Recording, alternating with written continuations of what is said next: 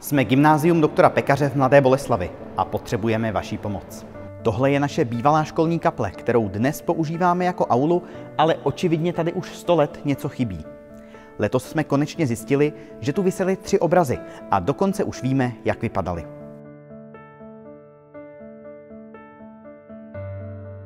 K výročí 120 let budovy bychom si chtěli nadělit dárek a zjistit, kde obrazy jsou. Může to být kdekoliv. V soukromé sbírce, v muzejním depozitáři nebo třeba ve vesnickém kostele.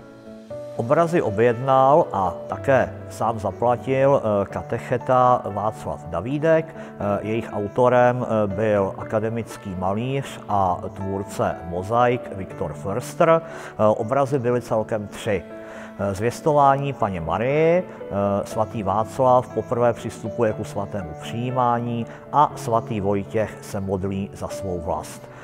Obrazy zde na mladoboleslavské reálce ale dlouho nevydržely. V roce 1921 byla školní kaple odsvěcena a přeměněna na aulu. Obrazy byly sundány a jejich stopy mizí.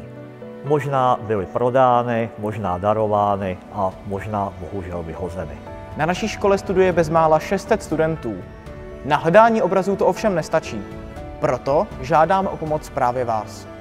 Hledejte všude, kde můžete. A pokud naleznete cokoliv, co by nám v hledání mohlo pomoci, či dokonce jeden ze samotných obrazů, neváhejte nás kontaktovat. Děkujeme.